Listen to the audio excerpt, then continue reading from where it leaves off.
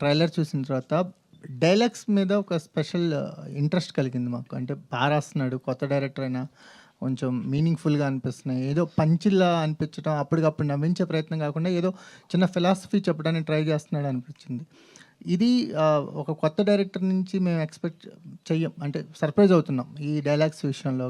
కానీ వీటి గురించి మాట్లాడాలి అంటే లవ్ స్టోరీకి మాటలు చాలా పాటలు, మాటలు 2 ఇంపార్టెంట్. పాటల విషయంలో ఆయన ముద్దులు పెట్టేసి చెప్పేసాడు హీరో గారు. సో, మాటల విషయం మీరు మాట్లాడాలి. అదే సార్, యాక్చువల్లీ థ్యాంక్స్ సార్. చాలా మంచి కాంప్లిమెంట్ వచ్చింది నాకు. ఇండస్ట్రీ నుంచి చాలామంది చెప్పారు, బాగా రాసావమ్మా అని చెప్పి. లైక్ మెహర్ రమేష్ గారు మాట్లాడారు, పూరి గారు కూడా మాట్లాడారండి నాతోటి. అంటే డైరెక్ట్గా కాదు, గెటప్ సీన్ అన్న అక్కడ ఉంటే కాల్ చేయించాడు. కాల్ చేసి నీతో ఒకరు మాట్లాడతారంట అని ఇస్తే పూరి సార్ మాట్లాడారండి.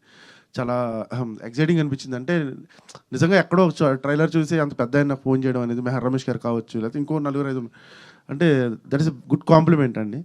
So always I will take care అండి. ఎందుకంటే బేసిక్గా ఇండస్ట్రీలో స్టార్ట్ అయింది, రైటర్ అవుదామని స్టార్ట్ చేసిన జర్నీ ఇది.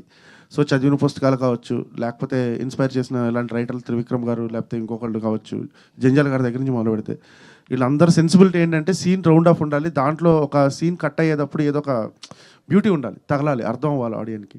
సో వేగ్గా ఏదో పని చేయాలంటే సీన్ రాయకూడదు, అందంగా చెప్పాలి చెప్పేది. ఇది ఒక్కటే థాట్ ఎప్పుడు పెట్టుకుంటాను సార్ సీన్ రాసేటప్పుడు. డెఫినెట్లీ అదైతే ఉంటుందండి.